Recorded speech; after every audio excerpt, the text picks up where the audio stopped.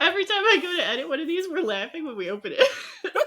Like, I love that too. Like we're just like giggling because I will tell you this truth. I am so glad you were here to ground me because a lot of times I'm like the house and up. I got a lot of shit and I got a lot of shit together, but we floating. yeah, yeah. We all float here. So thank you for being very grounded because we would have been another 45 minutes in this before anybody decided that we were here to do a podcast. Right. I'm like, we're having fun, but we should probably have some of this on tape. Yeah, we should probably do the job that we're here to do. Yeah. Yeah. I So how was are you, listening. Jen? How are you? I'm doing okay. So you were listening to what, friend? I was listening to our podcast on Spotify yesterday, Yes. and I was very excited to hear uh, the thing that we have been working on for so long. And then I was also looking back at it, and we were talking about we were creating the list of topics, and I was like, oh, I have not looked at that list. We wrote this whole long list. We spent like half of that podcast talking about making this list of what we're going to talk about. I have not looked at that list. In So that's what I was months. doing when you popped in and I didn't react. It was because I had the topics list up and I wasn't looking at the video. I haven't looked at that thing in months. Honestly, I haven't. I haven't. Yeah, But we might need to go back to that eventually. we will have to get back to Not today, but like. Okay, so I mentioned before we started recording that I came in right. I had just gotten out of therapy, as in like closed that window, opened up Facebook, looked and see if there was a link. There was, clicked on it, and here we are. Right. And so I just the real big thing that we were talking about was the fact that I have come to this point where I'm really okay with people falling off the grid of my life Mhm. as I make these decisions. It's been something that's really been hitting me this week where people are posting about hurting even though they know they're making the right decision, right? Mm. And not, and how I found that, especially in the past year, not bracing for grief or not bracing for fear Mhm. has made a big, big difference. It's really made a big, big difference in how I'm approaching my creative life. Okay. Okay. So that's been a major thing. And there's two major points that people see the biggest change in now that I've come to kind of settle into the fact that my new life will actively be filtering people out Mm. is the fact that I'm luxuriating and having fun doing this. I am luxuriating in doing things because they are fun, because they feel good to me, and because they make me money. And the second thing is because I have a lot of skills and I'm very knowledgeable. Two things have happened. One, some people have taken advantage of it, Mm. right? Mhm. And they have. And I have gotten over that.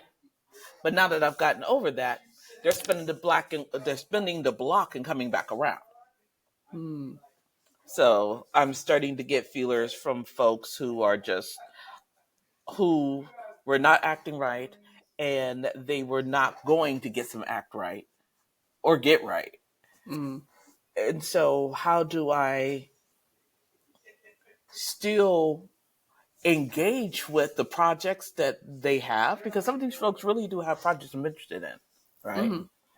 But they also need to understand that this is my help for free It's something I'm extending because I love the work and I love them, Mm. right? When that gets taken advantage of or taken for granted, now you got to pay. And there's folks who are coming in who are going to want to collab on projects. And I've just gotten to the point where I'm going to announce that some of y'all is going to get a $5,000 consultation fee up front. Mm. I'm like, you're just going to have to pay that $5,000 into my Mm. Cash App or my PayPal. Mm. And then we'll talk. And then we'll set up a structure. And then Mm. after that, my consultancy is $5,000 a month. And you will Mm. end up, it's either 3 month or 6 month, and you will end up with a project. Mm. I can't deal with that anymore. I can't deal with people taking advantage of me anymore. And I've kind of feeling uncertain and unshaky in that Mm. because had it been a dude, I would have been applauded. Yeah. I am not. I am not a dude, right? And so, and I am not a white dude. Let's be very, very honest, very clear. I am the very opposite No. of that. I'm a black woman and Mm. older. So there is an overarching feeling that as women, and additionally as a black woman, that I should be appreciative of what I'm getting. And I Mm. don't want to be seen as other than very demure, very cutesy, right? Right. But part of that demure and cutesy is also not accepting bullshit. Mm. That's Well, I mean, you don't want to be taken advantage of, and you don't. You only have so many hours in a day and so much energy to give, and if people are, finding value in that, then they can share, you know, right. to It makes sense. I mean, you're a professional, so it's kind of, I don't know. It happens in a lot of arts things as well. I have one of my friends is an artist, and she's been trying to make her living as a painter, but she's always had something else going. Like she works at a bank, or she worked at a coffee shop. She's worked at a lot of different coffee shops Mhm. because the hours are flexible. But she's always having people being like, "Hey, can you do me a favor and just? I know this will be easy for you, so can you just make me a logo, or can you get me to do whatever?" And I've been guilty of asking her for stuff too because I know she's good at it. She likes Mhm. it, but I usually try to offer like, "Okay, what would you want me to pay you for this, or can we exchange? Is there something I can do for you that we would balance?" Because I've done editing for people as a favor, and I've done that kind of things, but it's that is, I think, a part of the creative life too, is that people are always looking for this is a thing that you do because you love it, so you'll do it for free, right? Right. Teaching Oh, is the same way, and that's not even considered an art. no, it isn't. And I've been guilty of that too. I remember when I was doing a set of books and I was talking with the co author, and he was talking about how these covers would be so much. Mm-hmm. Um, and I'm thinking because I was around businessmen in the Yeah. beginning of my publishing career, and I'm sitting there talking about how I'm going to like negotiate them down. And Mm-hmm. I remember this. This is James Osiris Baldwin. He just kind of stopped. He's like, "This is their art. Yeah. This is their work." Right. And and him kind of like stopping me, like, "Whoa, whoa, whoa." And you've met him. He's not a confrontational dude, right? Mm-hmm. He is not. He is not an in your face. But what he is, and always has been, and one of the things I absolutely love about him, he's always been passionate about folks getting fair compensation for the work. Mm. And so when he was like, "I'm going to stop you there, and I'm going to ask you not to talk about doing that around me," Mm. that gave me pause because it was like, yeah, Mm-hmm. I see why. Yeah, had I been the other way around, I would have felt unappreciated, and I would have felt like I was being taken for granted. So yeah, and I've always appreciated that from him. But yeah, It makes sense. Mm-hmm. And so it's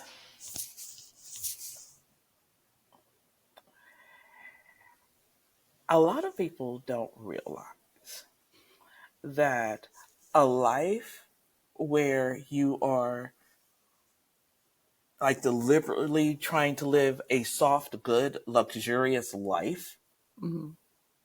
which is what a creative life is to me. And I don't mean luxurious in terms of I got a bunch of money, I'm rolling in the G Wagon. It's I do not have to worry about my money. Mm-hmm. My work, I don't have to worry about my work. I know what I'm doing, I'm good at it, and it's fun to do. Mm-hmm. And I have the money to do it and the things that I want to do and be generous. That Mm-hmm. number is different from everybody. But that requires strategy. It requires knowing what it is that essentially brings you joy, Mm-hmm. right? And that was the thing that's why we're doing this podcast. That's why I am doing my other podcast. That's why I'm doing this work, is to kind of figure out for myself what that looks like. Yeah. What does doing it for fun mean, right? And not being shy about saying that this is going to be fun. Mm-hmm. Yes, it's business. And that's why I jumped when you were talking about how this is a business expense, Yeah. because you're using the air quotes, because Yeah. you want to, this is how I read it, and I'll stop and you can correct me when I'm done, but this is your way of saying, I want to have fun with this. I want to Mm-hmm. enjoy this, but I also want to give people the impression that this is something that I'm also taking seriously, Yeah. right? That Yeah. this is a serious endeavor that has serious consequences, Yeah. right? So I wanted to talk a little bit today about what we think we need to do to remove those quotation marks. Yeah. It's such a hard mindset because like the whole time when I was growing up and I was trying to decide like what I want to do when I grow up, my dad had been very, yeah, you're a creative person, you should want to do, do the thing that makes you happy. And this is how I ended up graduating from college and still not knowing what I wanted to do. And like because do the thing that makes you happy. So I went to school and I took English classes and I took theater classes and I took art classes, and then at some point they were like, okay, you have to declare a major, and I completely declared my major solely based on what was I the closest to getting based on the classes that I had taken, Right. and not based on like what is this going to do for my future career or like whatever my future is going to be. So I graduated from college with an English and a theater degree, and art was really close. And was like, okay, now what? So um and I never had this like passion for a specific thing that I felt like growing up you were supposed to have. Mm-hmm. Like, I had friends that, have wanted to be a vet since they were 5 years old and they worked towards that, or they wanted to be a doctor, or they wanted to be a lawyer, or they wanted to be whatever. And they've just always been working towards this, whatever. And I never had that. I like trying new things. I like doing different projects. I like building things. I like making things with my hands. I like creating something new. I like telling stories. And so I went around trying to find things that would pay me to do that.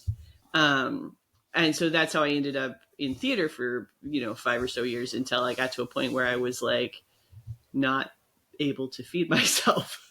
So I was like that. I don't want to work at Starbucks for the rest of my life in order to fund my ability to, paint sets and whatever. I didn't have the ambition or the drive or the knowledge or the networking capabilities to really get to a place where theater was going to pay my bills and where that was going to be like a profession that other people would recognize as acceptable, because I need the validation, right? Because I can't do it on Right. Let me ask myself. this. Is it that you didn't or you just didn't want to? That I what? You didn't want to spend the time or the energy or garner the networks to do that full time? I couldn't figure out what I was doing differently from the people that were more successful than I was. And I just became increasingly frustrated with, it seemed like the main difference from the people that were working more regularly than I was and were getting paid more than I was, the main difference seemed to be who they know. Mm-hmm. And I was always an introvert and wasn't like, I don't know who to talk to or what to say to them to get me into the circle that I need to be in if I want to keep doing this. Right. And it became too much about politics. Yeah. And I was like, I'm here for the fun. I'm here for the arts and crafts. Mm-hmm. Like, um, and the energy of being backstage, and and I was always getting like recommended, and I would get on lists because I had friends and they would want me to like work with them, or they would recommend me to somebody else, and that's how I would get another job. But it just wasn't working at a pace or at a level that was sustainable. Mm-hmm. Um, and then part of it was after 5 or 6 years of doing that, I had started a serious relationship with my husband, and I was never seeing him because he had a traditional like 9 to 5 job, and I worked at night and weekends. So I was like, it would be good if I could, occasionally be in the same room that he's in. Right. So I went looking for something that had a more traditional schedule, and so that's when I went and became a teacher. Mm-hmm. Because I thought, I'll teach and then I'll still be able to do the theater stuff on the side, and the teaching will pay the bills, but it will still be um, something that requires creativity. And I loved writing lesson plans; like it was super fun, and building projects for the kids and seeing what they came up with, and talking to kids about books, and loved all of that. Um, and I really thought I was going to be able to go back and do theater stuff over the summer, but it didn't work out um, because of the like people who know people and whatever. And if you're not here for 9 months of the year, then we're not going to hold a space for you for the 2 months when you are available. Right. um, so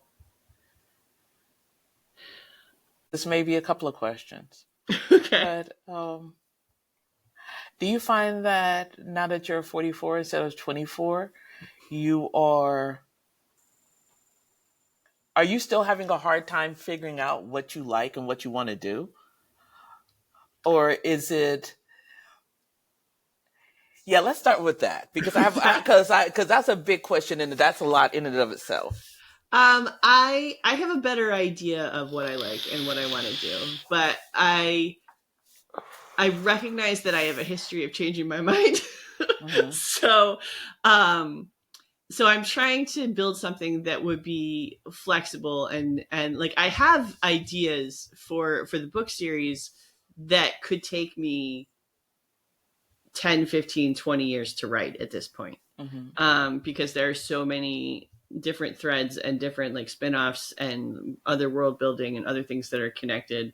Like I have a map of it that if I follow it could keep me busy for a while. Um, but I am nervous because as excited as I am about that, I am nervous that there will come a time when I have lost interest in it and gone. Like I think I might be a little bit undiagnosed ADHD, Mm-hmm. but like um, that I'll find something else that's shiny and I'll want to chase that instead, and then I'll leave this. Um, because I wasn't, when I started teaching, I had only planned to do it for, I was like, I'll do 5 or so years and then I'll use that as a stepping stone to get me into youth theater programs, and I'll start my own theater. Mm-hmm. And then I ended up teaching for 15 years, and my own, I'm using the air quotes again, but it's not. The theater that I started was, I created the drama program at a high school that didn't have one. Yeah. Um, so it wasn't what I had intended to do, but it was very similar to the original plan. It just wasn't that I had ownership of it. It would belong to the school, the public school. The finished project was the infrastructure is all you. Yeah. And so that's still yours. Yeah. It just didn't have your name on it. Right. Yeah, I just want to tilt that lens just a little bit because it sounds like you did everything you intended to do. Mm. It sounded like you did everything you intended to do. Yeah, I, it really does. I mean, it's probably, it's true. Yes, that is true. But it doesn't feel like it because, It doesn't look like what I had originally thought it was right, going to look like. it Yeah. was it was the result of your environment and your skill, right? Mm-hmm. So yeah, you absolutely succeeded in what you wanted to do, but using the tools that you had and the supplies you had at hand. Mm-hmm. Um, that that's part of the kind of perspective tilt that I want to kind of talk through Mm-hmm. today because what you said, what you just described is exactly what I'm about to describe in my life. It was I wanted to be a writer. I wanted to be Mm-hmm. an artist. I wanted to have a comic book. Um, I wanted to have a comic book. And then as I got older, about 15, 16, and discovered role playing games, I've always wanted one, Mm-hmm. right? I always wanted to, um, always wanted to have my own universe.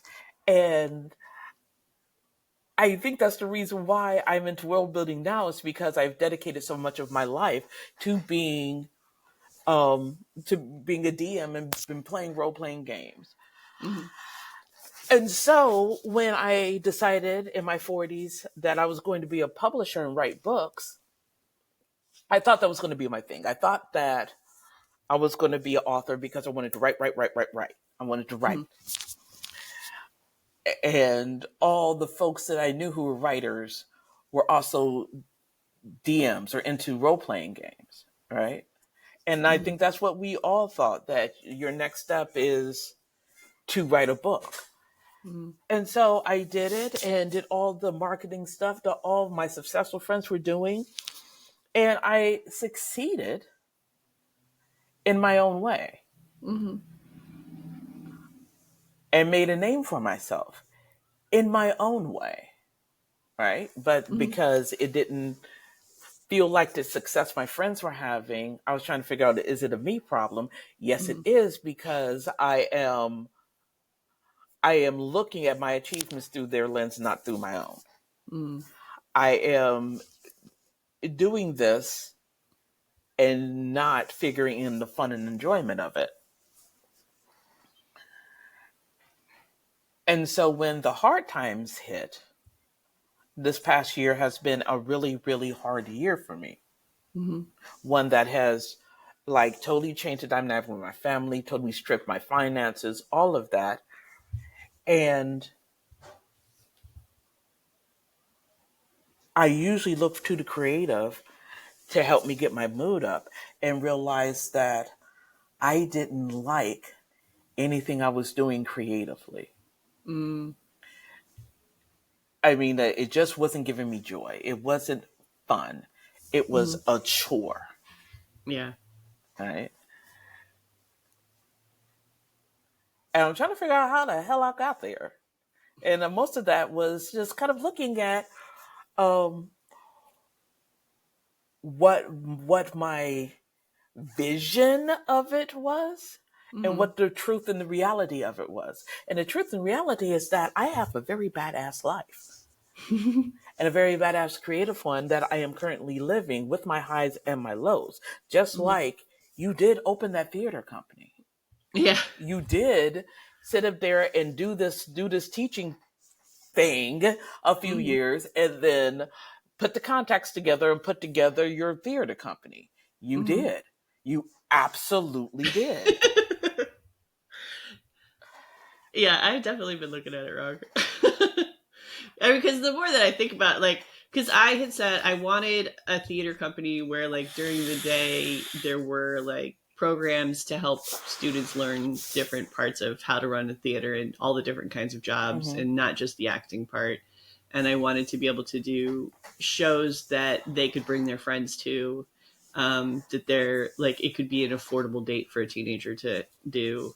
And at one point I was going to do like a dinner theater, and they were going to make pizza or something and have like um but we totally, like, I mean, the drama program did do almost all of those things. Like, we sold concessions in that pizza, but other than that, yeah, Yeah. like, it was, the kids are learning all these different activities, and the students that I had that took all 4 years of drama, by the time they took drama 4, it was entirely a self-directed program that I built for them. So I had like 5 kids, Right. who were drama 4, that were just scheduled into the same class period as like drama 2 and 3.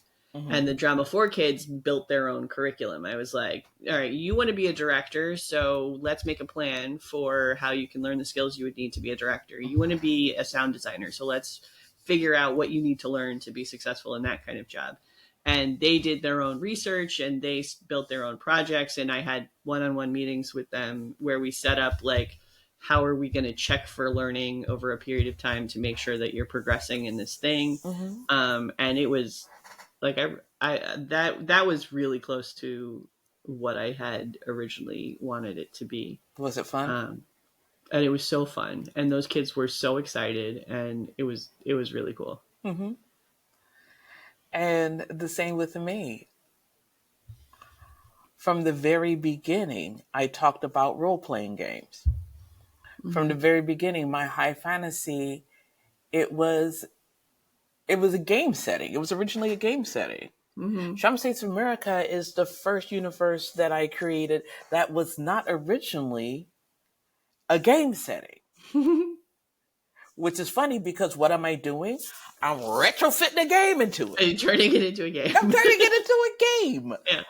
It was everything that I've done in my book career has Mm-hmm. told people that I'm a game designer.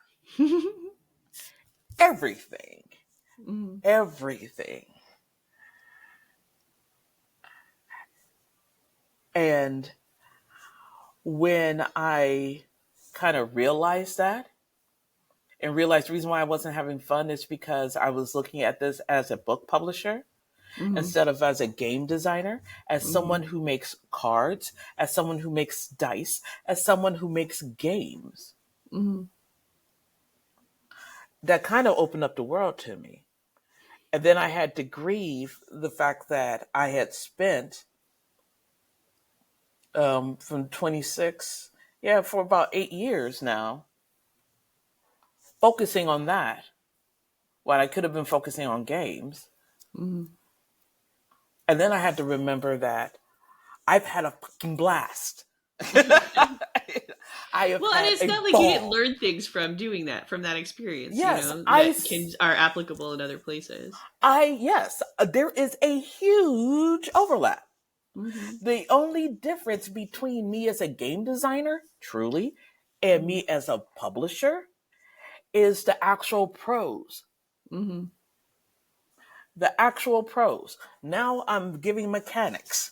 Mm-hmm. And before I was writing dialogue. Mm-hmm. And while I'm good at dialogue, I'm very good at dialogue, I love the mechanics more. So so I had all these skills. The marketing works together. And then there's also the ADHD thing about how I I get really excited about a thing.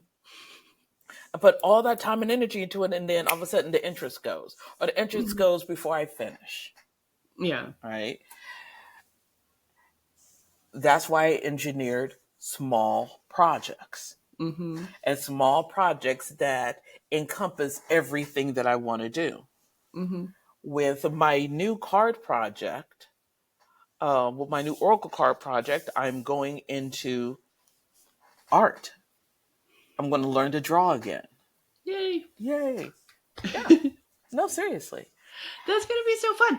And so now that we've figured out that these are the things we like to do, It's just a matter of finding the mechanics in our industry or building the mechanics or jerry rigging.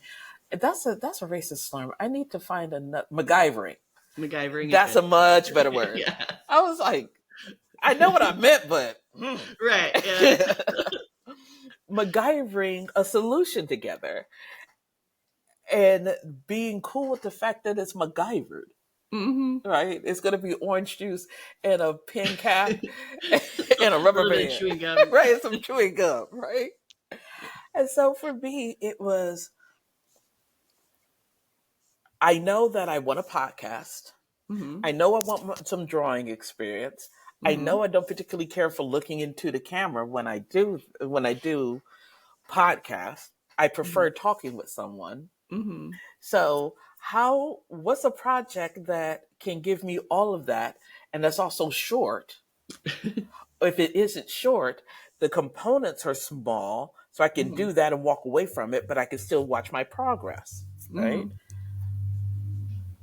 That's pre-production. Yeah. And that's the one thing that I love Brandon Sanderson.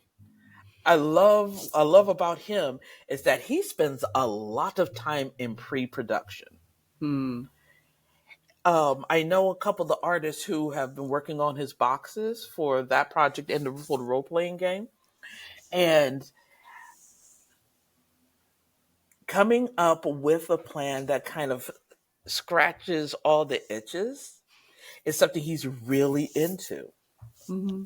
And so I decided to do that with the Oracle cards. What the Oracle cards do for me is that I want to do a belief podcast about Mm-hmm. my spiritual and religious beliefs, Mm-hmm. right? And I was listing them out, and I ended up with 53 cards, which is a deck of cards and a joker. Mm-hmm. I did That's not cool. I did not know I had that many beliefs. So you're going to do a podcast episode on each one?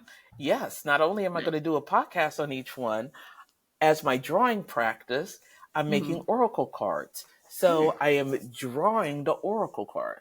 I'm Mm-hmm. popping in the image I have in my head into Chat GPT, Mm-hmm. asking for some work references, and I take those aside, and then I'm composing an illustration, and I'm going to paint it, and I'm going to record it. So while I'm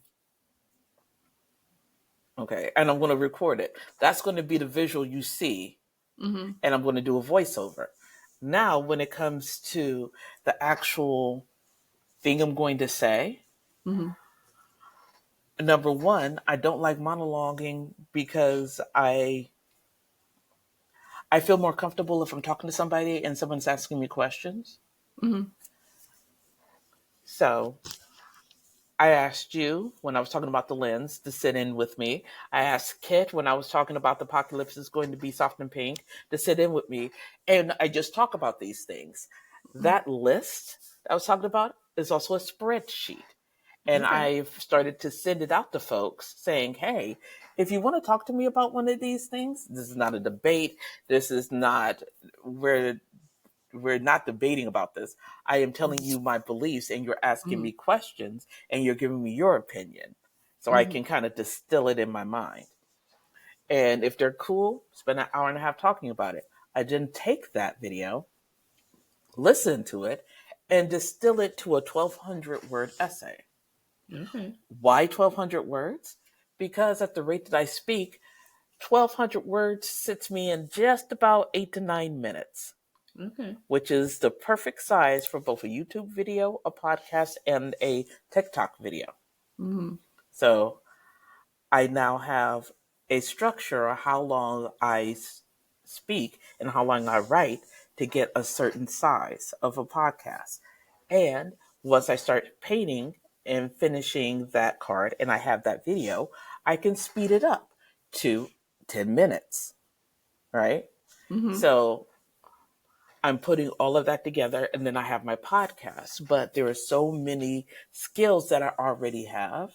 Mm-hmm. and a lot of information that I've gleaned from being in the publishing space that allowed me to do this thing, which Mm-hmm. scratches everything except for my nose. My goodness. But all of these things scratch particular itches.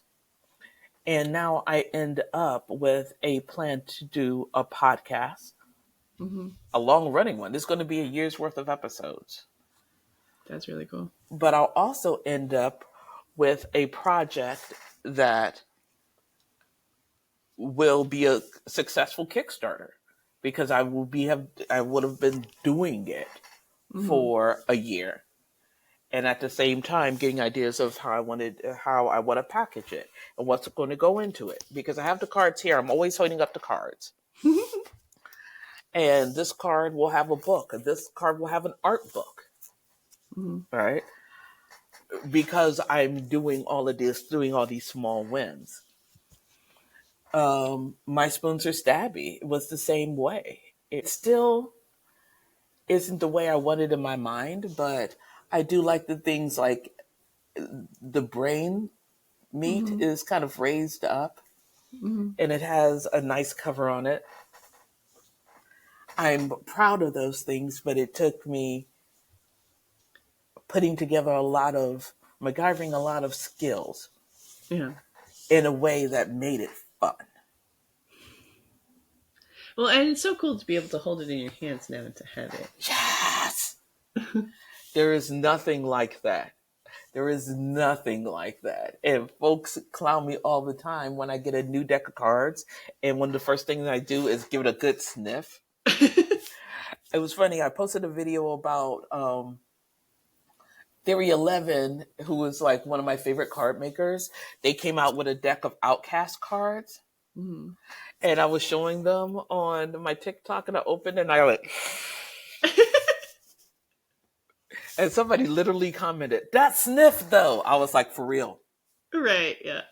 And it's the same thing about books. That fresh box of books. Right. I did tell my husband my books are supposed to show up between the 14th and the 16th. So of course it's while I'm gone, right? Yes. So the box is gonna get here either sometime between Saturday and Monday, and I'm like, all right, look, I'll be home on Monday. If it gets here on Saturday or Sunday, you need to bring the box in the house, but do not open it because I want to open it.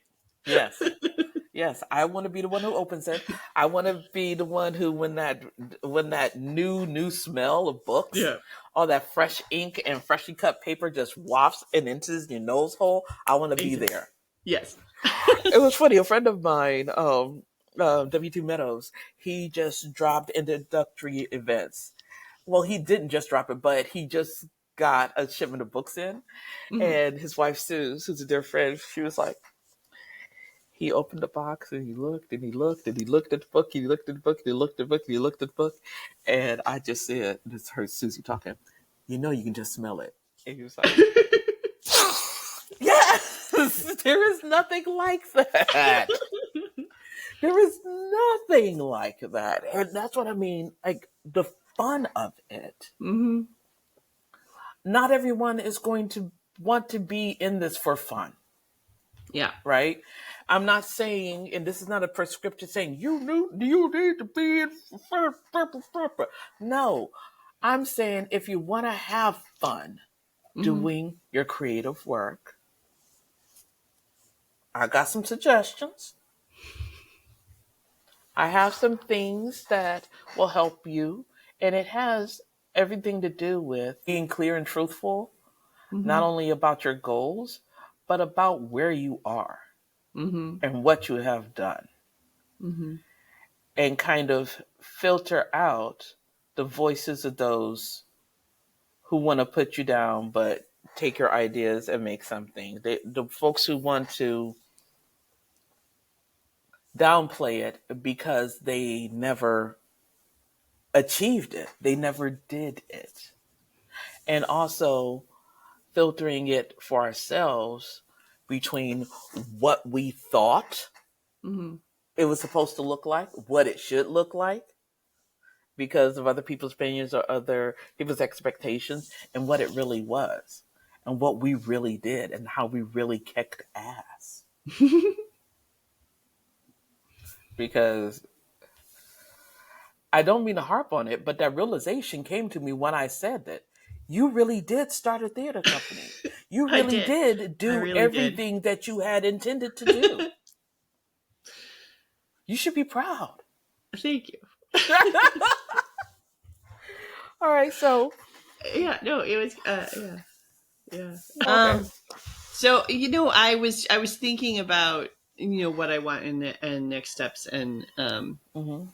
and things like that. So so the first book, which is the only one I can touch right now because I'm waiting for the other one to show up. Right. It took me. I started writing it in 2020, Mm-hmm. and it took me until 2023 to get it to be this. Right. So then that came out in October, and I had already started writing the second book, but I didn't really take it seriously until that one published. So the second book is now coming out in September, so it's been just short of a year to get the second book. So that's already like a massive improvement timeline wise Right. on the first book. So yesterday I sat down and started making my publishing calendar for book 3. And I decided, and I think I mentioned this before. I had looked at it this option before, but I decided I want to try and get on the school schedule for publishing, because this past year I spent a lot of the summer in front of my computer because I was still in the editing phases of the book. And it was fully drafted, but I had sent it to the editor and then I revised it. And then, so my kids were home from school, but I was still having to spend a lot of time in front of the computer, and that's not fair to them. And I don't want to do that anymore. Right. So, what I think I want to do is try to make sure all of the writing portion of creating a book is done by the time school gets out, and then spend the summer doing publicity and marketing, because I can do that from my phone at the pool or wherever we are. And then any like arts projects, because they can do those with me. They like painting side by side when I'm painting, or like making something or those kinds of things. Yeah. I want to spend the summers doing that stuff. And so then that means I have to spend the school year getting the book written. Right. It sounds like what you're saying is that you want to do writing, publishing, and art seasons. Like, yes. This is the season that I do this and this, and this is the season that I don't do that. I get that. Somebody has a blog on. Well, I think I stole it from Sasha Black. Is she the one branding seasons? No, she did. What's her name? Theodora Taylor does stuff in seasons too. She talks about seasons. But Sasha Black does the Rebel Author podcast. Okay. And she had talked about she wanted to do it. She's British, I think. So her kid, it's a different kind of school schedule. They're not on semesters, but she was talking about being on, trying to finish something in line with when the school holidays are. And I was like, that's a really good idea, because my kid's school is broken up into 9-week segments. And so if I try to draft a book in the first semester, that's 18 weeks. And to get 90,000 words drafted in 18 weeks is only 5,000 words a week. And when I was writing book 2, 5,000 words a week was always my goal. Right. And sometimes I hit it, and some weeks I didn't. But so I think I could. So that's the new goal for this year, is to try and write a 90,000 word draft in a semester, and then spend a quarter revising it, and then spend a quarter maybe starting the next. I'm doing ultimately, eventually, someday, I want to write 2 books a year, and one each quarter. Right. But for this year, I'm going to try to write book 3 and then send it into I contacted the editor yesterday, and it was like, put me on your calendar, like for real, like none of this penciling in.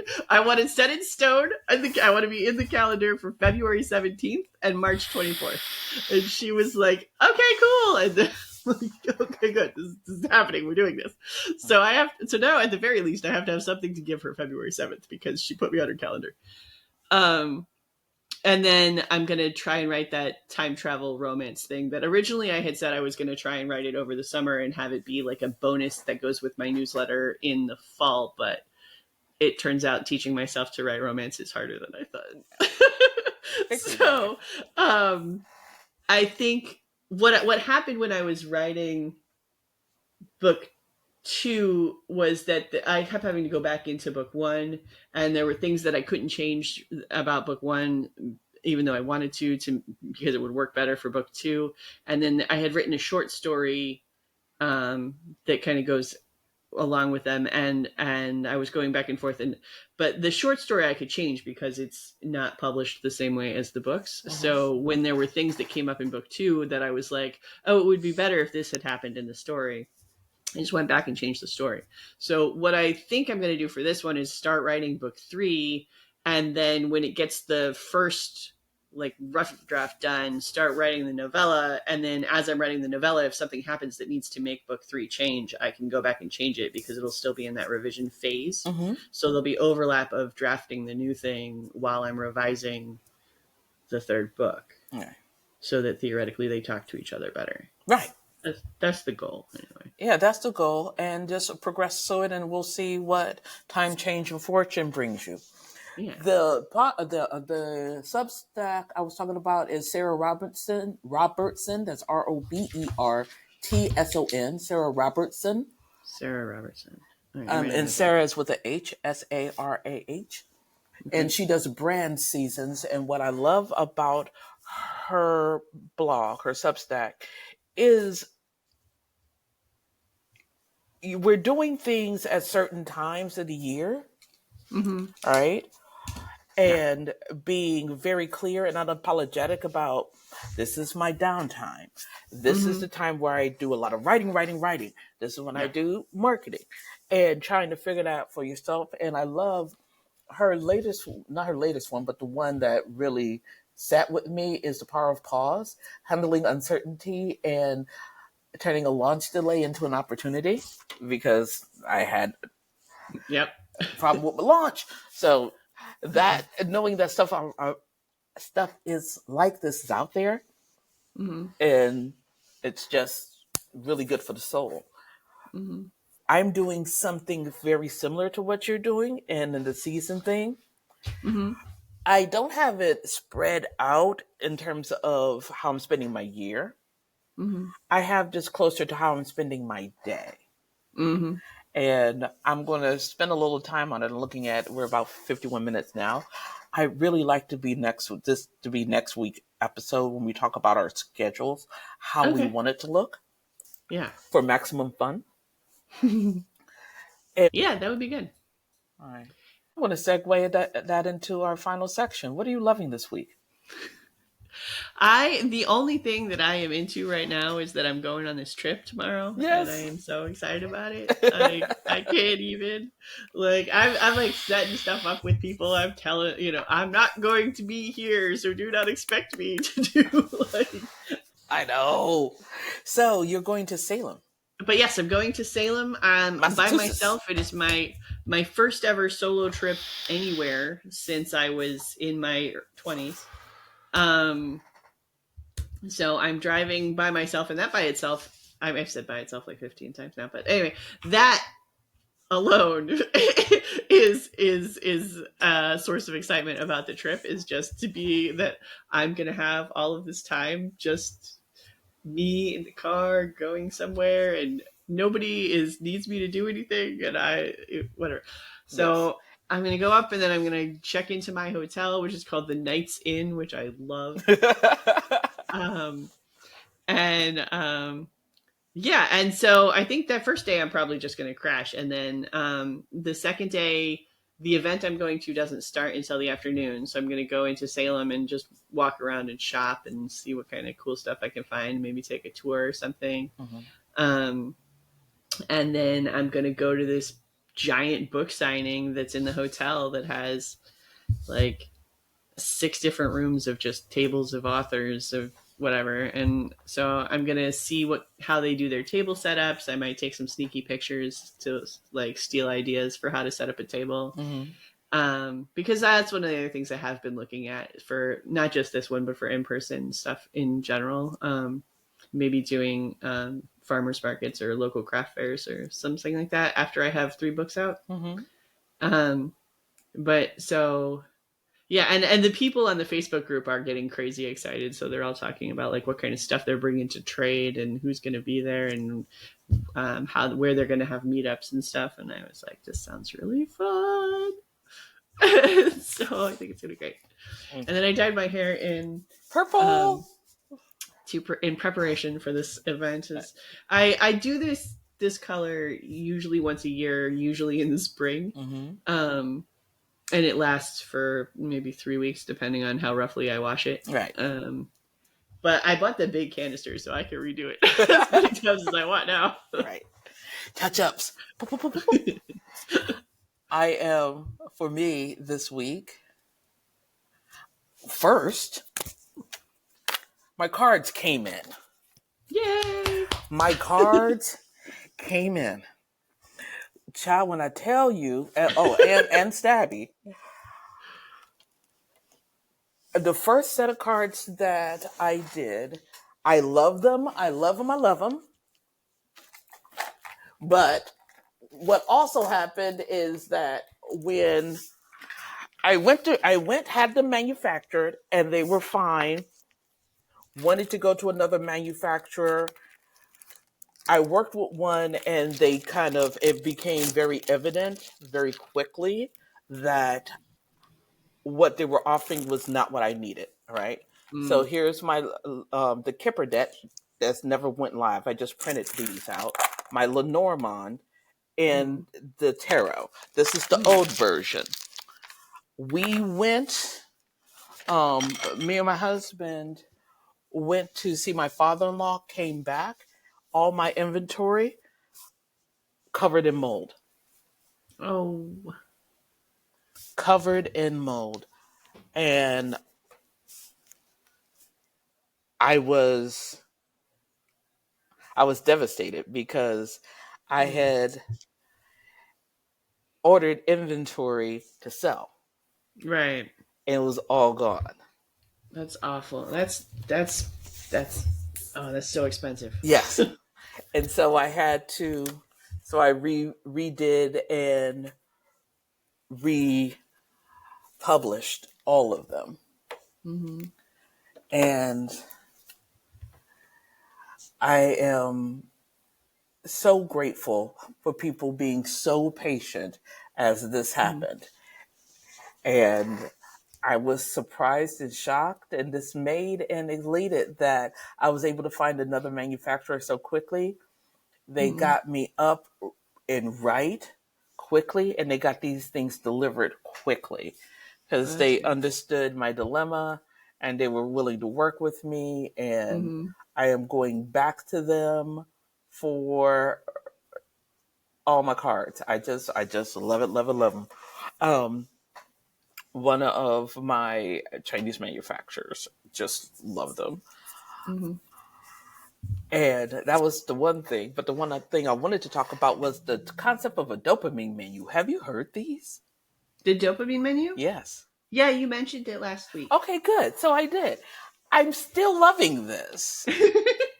And the more I think about it, the more I love it, because when I have these days separated by subject matter, much like me working at a bakery at HEB, yes, Monday is cupcakes. What kind of cupcakes are we making? Right? And what items, what trays do you need to bring out? What icings do you need to pull out from underneath the table? Which tips do you need? How many of which quantity do you need? All of those things need to be considered in terms of how much I can fit in a day.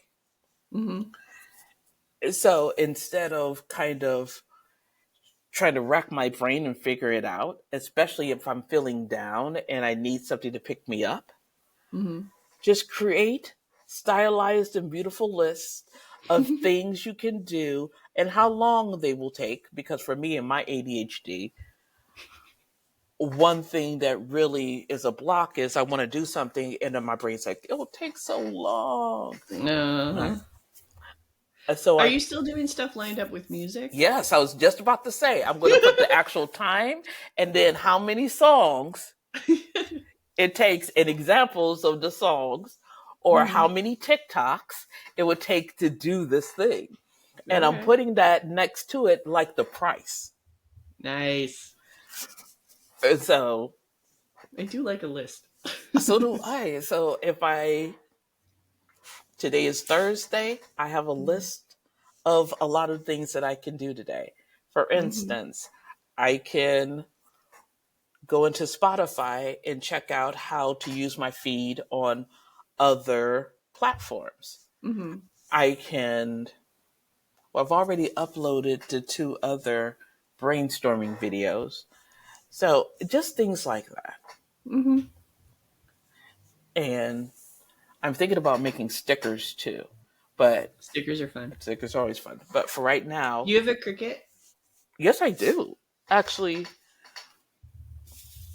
is it a Cricut or what's the other brand? I Silhouette? don't know. Right. I have a Silhouette, but I haven't used it in forever. It's sitting up there new, not used. So Mm. I'm quite sure there's been 3 or 4 different newer ones since then. But Mm-hmm. I'm quite sure once I learn how to use it, I'll just, You can make stickers out of that thing. It'd be awesome. it'd be absolutely awesome. Mm. And so, yeah, that's what I'm doing. And when we talk next week, I really would like to get into the nuts and bolts of how we want to plan the next year. Okay. That sound good? That sounds excellent. I love that idea. All right, then.